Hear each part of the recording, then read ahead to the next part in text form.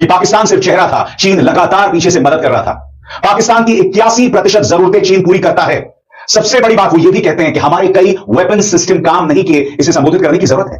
तो quite obviously वो उन्होंने सही कहा है कि चाइना 81% हथियार उनके चाइना ओरिजिन के हैं।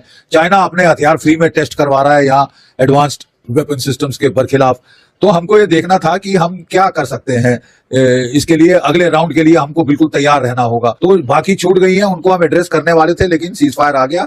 लेकिन उन्होंने ये भी कहा कि हमने बड़े स्मार्टली ओपन एंडेड वॉर में नहीं फंसे और हमने जल्द से जल्द सीज फायर कर दिया। भारत सिर्फ पाकिस्तान से नहीं लड़ रहा था, भारत तीन दुश्मनों के साथ लड़ रहा था। 2-3 अपने ऐसे वेक्टर्स, ऐसे प्लेटफॉर्म तैयार कर रखे थे जिससे पाकिस्तान जमीन में घुस जाता। चाइना ने फटाफट फोन करा पाकिस्तान को कि बेटा अपनी आखिरी सांसें गिन ले तू। 3-4 दिन बहुत थे पाकिस्तान की कमर तोड़ के व्हीलचेयर में बैठाने के लिए। पाकिस्तान ने यही सीखा है कि यार इंडियन आर्मी, नेवी, एयरफोर्स से तुम पंगा नहीं ले सकते। एक काम करो यार, उस गांव में, उस शहर में एक अस्पताल है, चलो अस्पताल में ही मार देते हैं हम। Turkey is trying to harm India. तुर्की ने अपने सिपाही, अपने जवान पाकिस्तान में बैठाए कि ये ड्रोन चलाओ और भारत को मारो।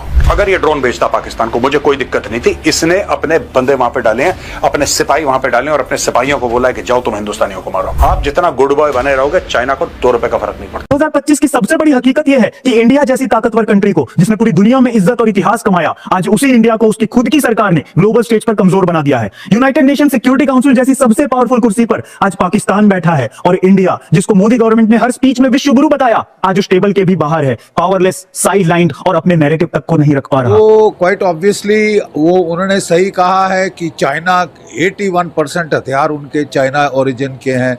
चाइना अपने हथियार फ्री में टेस्ट करवा रहा है यहाँ एडवांस्ड वेपन सिस्टम्स के बरखिलाफ। तो हमको ये देखना था कि हम क्या कर सकते हैं। इसके लिए अगले राउंड के लिए हमको बिल्कुल तैयार रहना होगा। उन्होंने ये भी बताया कि भाई 21 टारगेट्स थी टेरर, हमने केवल 9 एड्रेस करी थी।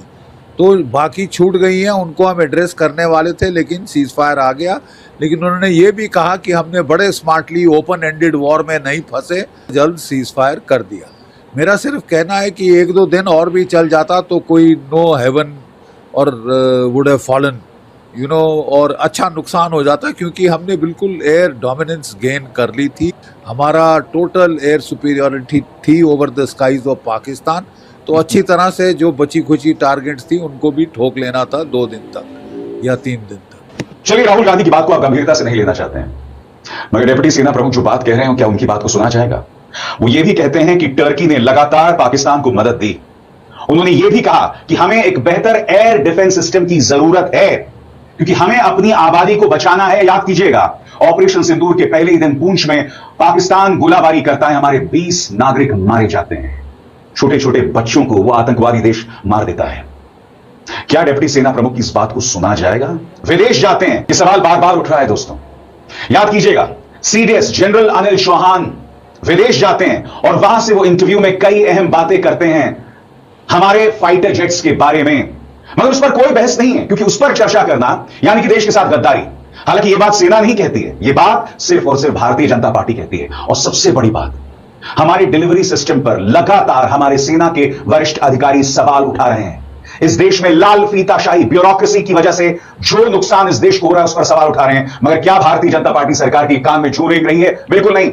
याद कीजिएगा, वायुसेना प्रमुख अमरप्रीत सिंह ने क्या कहा था आपकी स्क्रीन पर। भारतीय air chief marshal Amarpreet Singh ने भारत की डिफेंस डिलीवरी सिस्टम की धीमी गति पर चिंता जताई है। उन्होंने कहा कि पिछले कई सालों में कोई बड़ा प्रोजेक्ट समय पर पूरा नहीं हुआ है। वे कहते हैं कि जब भी कोई कॉन्ट्रैक्ट साइन होता है तो पहले से ही पता होता है कि समय पर चीजें नहीं मिलेंगी, लेकिन फिर भी ऐसे वादे किए जाते हैं। उन्होंने खास तौर से HAL से बनने वाले तेजस MK-1A लड़ाकू विमान की देरी का उदाहरण दिया। उन्होंने पूछा कि ऐसे वादे क्यों किए जाएं जो पूरे ना हो सके। और दिलचस्प बात है कि लेफ्टिनेंट जनरल राहुल सिंह ने भी लगभग यही इशारा किया। वो भी हमारे वेपन्स डिलीवरी सिस्टम में हो रही देरी को लेकर चिंता जतला रहे हैं। मगर क्या इस मुद्दे पर बहस हो रही है? मैं फिर आपसे पूछना चाहता हूं, जिस सेना के शौर्य पर भारतीय जनता पार्टी वोट बटोरती है, जब वो सेना ये सवाल उठा रही है, चाहे हमारे वायुसेना प्रमुख हों या फिर डिप्टी सेना प्रमुख, क्या इनके सवालों का जवाब नहीं दिया जाना चाहिए? अब मैं आपको बताता हूं कि लेफ्टिनेंट जनरल राहुल सिंह ने कहा क्या। हम लोग गोल मटोल बातों में ज्यादा घूम जाते हैं। जब कोई फौजी आता है और डायरेक्ट टू द पॉइंट बात करता है, हम कहते हैं यार ये क्या बोल दिया, what is this, breaking news. Breaking news नहीं है भाई, इट इज द ट्रूथ।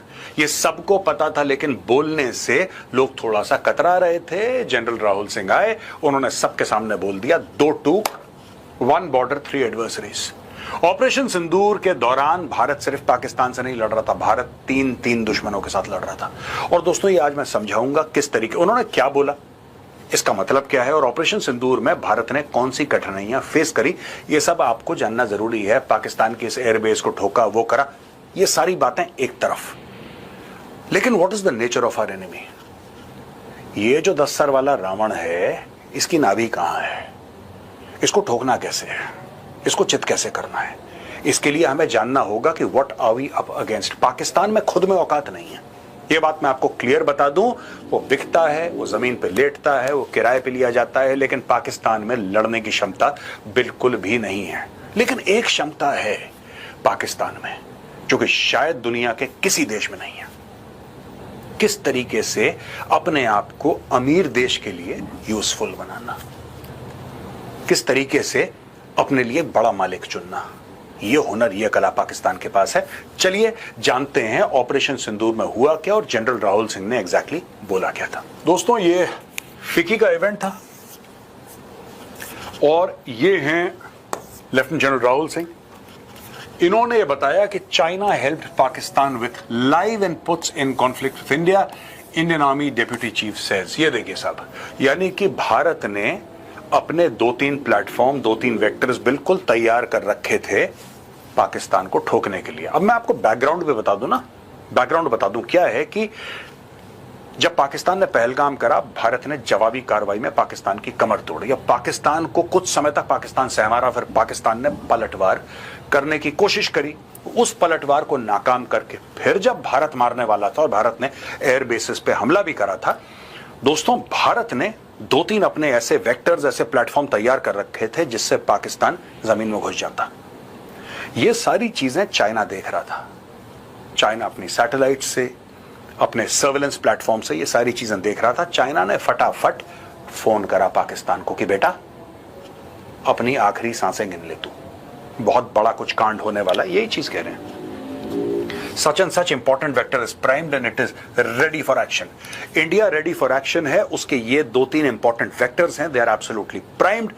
इसीलिए फट से कॉल आया डीजीएमओ को और ये बोला हमारे डीजीएमओ को, पाकिस्तानी डीजीएमओ ने, कि सर बहुत हो गया, अब रोक देते हैं, बहुत हो गया, अब रोक देते हैं। भारत ने ऑपरेशन सिंदूर क्यों शुरू करा था? भारत ने बोला था कि पहलगाम के लिए पाकिस्तान को सजा मिलनी चाहिए, राइट? ये बैकग्राउंड था दोस्तों। अब देखिए, ये खबर हमने रॉयटर्स से ली है। यहां पे China gave Pakistan live input during the conflict, says Indian army deputy chief. Urgent air defence upgrades, critical officer says Turkey supported Pakistan with drones and personnel leases. अब ये देखिए ना साहब कि पाकिस्तान अगर अकेले लड़ रहा होता ऑपरेशन सिंदूर में, तो 3-4 दिन बहुत थे पाकिस्तान की कमर तोड़ के व्हीलचेयर में बैठाने के लिए, राइट? और अभी भी तोड़ा, व्हीलचेयर में बैठाया पाकिस्तान को। पाकिस्तानी झूठ बोल लें, अपने मन की मनगढ़ंत बातें कर लें, वो उनकी मर्जी, वो उनकी कौमी आ रहा। Deputy army chief points to China Pakistan Turkey nexus during operation Sindoor. How China fed live updates to Pakistan and Turkey supplied drones during operation Sindoor. Live देखिए, जब आप लड़ाई करते हैं, आपके हथियार लड़ाई करते हैं साथ में, राइट? आपकी सैटेलाइट्स, आपका रिकॉनेसेंस और सर्वेलेंस का पूरा जो आपके आंख और कान होते हैं, राइट? पाकिस्तान को तो ना उनकी आंख से दिख रहा था, ना कान से सुनाई दे रहा था, ना दिमाग से महसूस हो रहा था। पाकिस्तान को जब मारा अच्छी तरीके से ऑपरेशन सिंदूर के पहले दिन, पाकिस्तान बिल्कुल ब्लैंक हो गया। जैसे अचानक किसी के मुंह पर थप्पड़ मार देते ना तो सुन्न हो जाता है, पाकिस्तान सुन्न हो गया था।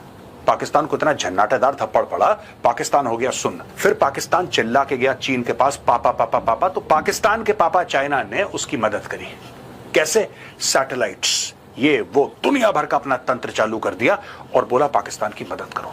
डायरेक्ट नहीं आया सामने चाइना, पीछे से, राइट? ये देखिए, भारत ने सुखोई इस्तेमाल करा। सुखोई तो रशियन प्लेटफॉर्म है, रशियन एयरक्राफ्ट है, भारत ने सुखोई इस्तेमाल करा ऑपरेशन सिंदूर में। यह कैसा होता कि वो सुखोई रशियन पायलट चला रहे होते?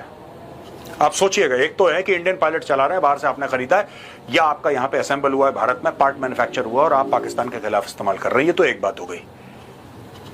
वो कितनी बड़ी चीज हो जाती है अगर ये पता लगता कि जी वो जो एयरक्राफ्ट थे वो तो रशियन पायलट्स ही फ्लाई कर रहे थे। आप सोच सकते हैं वही चीज तुर्की ने करी, वही चीज तुर्की ने करी कि ड्रोन्स अगर वो पाकिस्तान को देते इतनी बड़ी प्रॉब्लम नहीं होती। तुर्की ने बोला कि नहीं, हम अपने बंदे भी भेजेंगे क्योंकि ये ठीक तरीके से हमला कर पाएंगे। एक स्टेटस चेक हमारे देश का, हम लोग कहां पर पहुंचे हैं और क्या हो रहा है। एक तरह से थोड़ी सिचुएशन डिप्रेसिंग भी लगती है, गुस्सा भी आता है और ये नहीं समझ आ रहा हम किस दिशा में जा रहे हैं। पाकिस्तान जिसे हर मंच पर आइसोलेट करने की बात होती थी, आज वो यूएनएससी की एजेंडा सेटिंग पावर लेकर सीधे इंडिया के खिलाफ नैरेटिव चला रहा है। इसी सेशन में वो कश्मीर और इजराइल फिलिस्तीन का विवाद भी उठा सकता है। इसी बहाने पाकिस्तान कश्मीर पर अपना एजेंडा चला सकता है। वो कह सकता है कि कश्मीर का मुद्दा अनसुलझा है, इसी वजह से वहां पहलगाम का हमला हुआ। इसी बहाने पाकिस्तान को गाजा के नाम पर भी अपना एजेंडा चलाने का मौका मिल जाएगा। पहलगाम में जो इंसिडेंट हुआ जिसको लेकर इतना हल्ला मच रहा है, वहां के लोगों का कहना है कि साहब पहलगाम में तो मतलब वो जहां पे इंसिडेंट हुआ बड़ी सैलानियों की जगह थी, टूरिस्ट को ठीक से जाते थे, तो वहां से पहले सिक्योरिटी वहां रहती थी, पुलिस वाले रहते थे। वो कब विड्रॉ किए, ये जरा डेट सरकार बता दे। लेकिन मोदी गवर्नमेंट की नाकामी ने हमें वर्ल्ड पॉलिटिक्स में स्पेक्टेटर बना दिया है कि कैसे पाकिस्तान ने यूनाइटेड नेशंस में इंडिया के खिलाफ मोर्चा खोल रखा है। ब्रिक्स और एससीओ जैसे बड़े फोरम्स में इंडिया की लीडरशिप कैसे गिरती जा रही है, और वो अमेरिका जिसे मोदी सरकार ने दोस्ती की मिसाल बताया, कैसे आज ट्रेड और डिप्लोमेसी में इंडिया को पीछे ढकेल रहा है। इंपॉर्टेंट बात वहां के लोग कह रहे हैं और उस पर वो कह रहे हैं कि साहब ये तो बिल्कुल साफ साफ पता है कि सबको क्या है, लेकिन अपने मुंह पे कोई नाम नहीं ले सकता है उसका। और वो उनका कहना यह है कि यहाँ पे हम लोग दहशतगर्दी पिछले 40-50 साल से झेल रहे हैं, लेकिन उन सबका कहना यह है कि आज तक धर्म पूछ के अगर गोली मार रहे हैं तो उससे वोट का फायदा किसका हो रहा है, ये एक उनके मन में एक ही प्रश्न है। क्योंकि अगर धर्म का पूछ के गोली मारी जा रही है, उसका वोट की दृष्टि में किसी का फायदा हो रहा है, तो वो कहीं ना कहीं उसको भी संदेह के घेरे में ला रहे हैं। लेकिन रियलिटी यह है कि 2022 के बाद से इंडिया यूएनएससी की मेंबर लिस्ट तक में नहीं है। पाकिस्तान प्रेसिडेंट बनकर यूएन का एजेंडा सेट कर रहा है और इंडिया सिर्फ हेल्पलेसली देख रहा है कि उसका मुद्दा दुनिया के सामने पाकिस्तान के नैरेटिव में खो रहा है। यूएनएससी की जुलाई मीटिंग्स में पाकिस्तान ने अपने पावर का इस्तेमाल करके कश्मीर और फिलिस्तीन को टॉप एजेंडा बना दिया। इंडिया की पूरी एनर्जी अब सिर्फ सफाई देने, डैमेज कंट्रोल और अपने नैरेटिव को बचाने में खर्च हो रही है। कोई स्ट्रेटेजिक कंट्रोल सेशन में वो कश्मीर और इजराइल फिलिस्तीन का विवाद भी उठा सकता है। इसी बहाने पाकिस्तान कश्मीर पर अपना एजेंडा चला सकता है। वो कह सकता है कि कश्मीर का मुद्दा अनसुलझा है, इसी वजह से वहां पहलगाम का हमला हुआ। इसी बहाने पाकिस्तान को गाजा के नाम पर भी अपना एजेंडा चलाने का मौका मिल जाएगा। कुल मिलाकर अगले 1 महीने के लिए यूएनएससी में भारत की डिप्लोमेसी की असली परीक्षा होगी। भारत इस काउंसिल में अंदर नहीं, बाहर। तरह से एक स्टेटस चेक हमारे देश का, हम लोग कहां पर पहुंचे हैं और क्या हो रहा है। एक तरह से थोड़ी सिचुएशन डिप्रेसिंग भी लगती है, गुस्सा भी आता है और ये नहीं समझ आ रहा हम किस दिशा में जा रहे हैं। जो भी बात मैं आपसे करूंगा, ये मैं ऑपरेशन सिंदूर को बैकड्रॉप में रख के आज मैं आपसे बात कर रहा हूं। बात शुरू हुई थी, हमारे सैलानी गए थे पहलगाम, 22 अप्रैल को उनकी हत्या की गई, निर्मम तरह से हत्या की गई, उनका धर्म पूछ के उनको मार दिया गया और वहां से ये सारा शुरू हुआ था। उसके बाद ही मोदी जी ने काफी कड़ा स्टैंड लिया, सारा देश उनके साथ था, हम सब उनके साथ थे, देश में बहुत गुस्सा भी बना हुआ था और उन्होंने बहुत सही बात कही कि हम जो भी लोग इसके पीछे हैं, जिन्होंने ये काम किया है, हम उन्हें नहीं छोड़ेंगे, चाहे वो परपेट्रेटर्स हों या कॉन्स्पिरेटर्स हों, हम उन्हें बिफिटिंग रिप्लाई देंगे, we will give a befitting reply. और इसके साथ ही सब लोग उनके साथ जुड़ गए, विपक्ष ने भी उन्हें कहा कि हम आपके साथ हैं, आप करिए। लेकिन मैं आपसे बस ये पूछना चाहता हूं कि आज 1.5-2 महीने हो गए हैं उस बात को, हमारा क्या ऑब्जेक्टिव था आनंद और हमने क्या अचीव किया? यही आज की सच्चाई। इंडिया डिजर्व्स रिस्पेक्ट, लेकिन मोदी गवर्नमेंट की नाकामी ने हमें वर्ल्ड पॉलिटिक्स में स्पेक्टेटर बना दिया है।